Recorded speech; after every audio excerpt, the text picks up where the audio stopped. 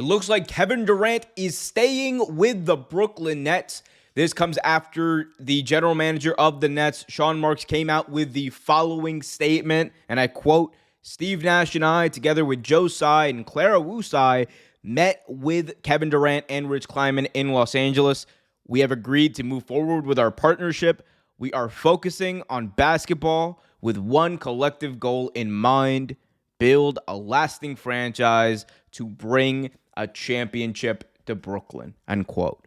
So Joe Tsai laying it out there after all this drama, after all of the trade requests, after all these meetings, Kevin Durant, for the time being at least, staying in Brooklyn.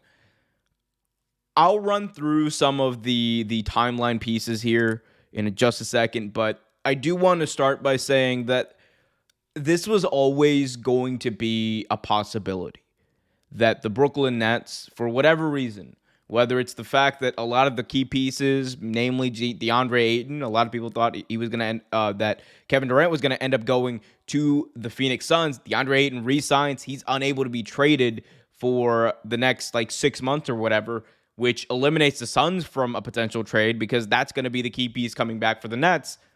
You're not just going to take draft picks for Kevin Durant, right? And you saw that play out in a few different places in the league, right? Where you thought, hey, maybe this is the situation. Maybe that's the situation. But slowly, as you saw all these situations become less of a possibility, you saw Miami become less tenable. You saw what happened in Phoenix, Portland become less tenable. The only one that was still out there, up until now, that was still a possibility, a realistic possibility at this point, was the Donovan Mitchell Utah Jazz scenario where that's the swap. And even then, the Jazz wanted to get more picks for Donovan Mitchell. They're in a pick-getting mode. They're not necessarily in the mode where they want to get a guy like Kevin Durant, because ideally you want Donovan Mitchell and Kevin Durant. You want two stars instead of just getting one who is getting older. So as more of these situations became unrealistic, the possibility of Kevin Durant, who I still has 3 years left on his deal, the possibility of him coming back not only became more likely, but it became almost a certainty. I remember that report that came out where Kevin Durant met with Joe Tsai, the owner of the Nets, and he talked about how Sean Marks and Steve Nash were the problem. He discussed that it's either me or it's these two. We got to pick between these two because right now this is not working. That's what Kevin Durant explained in that meeting. This is not working, and I believe that we would be better off if either I left or if Steve Nash and Sean Marks left. That seemed to be the point of contention. He wanted to move forward in a different direction with the Nets, and Joe Tsai said no, and it put Kevin Durant in a weird spot because Kevin Durant is still one of the best players in the world. That is undeniable. Even at his age, after all his injuries, the dude is an automatic bucket. We know this. However, even with that, it is very hard for anyone to justify trading him away and not getting the maximum return you can when he still has all these years left on his deal. It'd be a different thing if he had 2 years. It'd be a different thing if he had 1 year left. Of course, you're going to, okay, let's go. He doesn't want to be here. Not going to resign. Let's go. Dumpster fire sale. Let's go. Gone. Boom. Kevin Durant's traded. But having a superstar with that much time on their deal, having a superstar who still is capable of having you contend for a title year in, year out, having that guy on your team for locked down for multiple years, one, to other teams, that's a dream. That is a dream to most of the other teams in the entire league.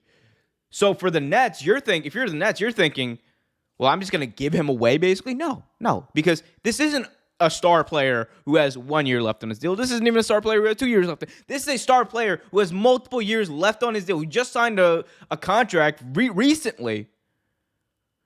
Why in God's name am I going to trade him away? And that's what the Nets came to. They said, okay, if you want to help us find a trade that we're happy with, sure, but right now we're not under any obligation to do right by you.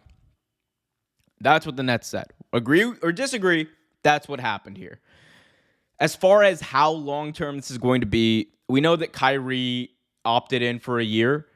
I would not be surprised if Kyrie and Kevin Durant just ran it back for one more year and saw what happened. I'm still of the opinion that the Nets, as they're currently constructed, while they're always going to be a contender, you have Kyrie Irving and you have Kevin Durant. You are always going to be contending for a title. No, I don't care what anyone says. You're always going to be up there, and you should be up there because those are two of the best players in the entire league. The issue with these two is they can never be on the court at the same time. When they are, most of the time it's pretty good, but when they're not, it is most of the time. That's the issue. That's been the issue with this team and with Kevin Durant's tenure with the Nets.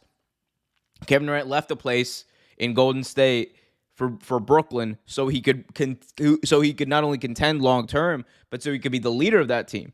Now he's looking back and seeing the Warriors, who just came off another title. The dynasty lives on there, even without Kevin Durant. Even before Kevin Durant, the dynasty lived on there. So say what you want. I think that no matter what, it's hard for me to see Kevin Durant on the Brooklyn Nets roster come the 2023 season. It is very hard for me to see him on the roster come the season after this one, if I want to be clear, because I know people are going to whatever, like, oh, it's January 2023 and he's still on the roster. Well, that's not what I said. Anyway, but it's good. I don't think the situation is tenable after that. I think this is more of a business move for all sides at this point.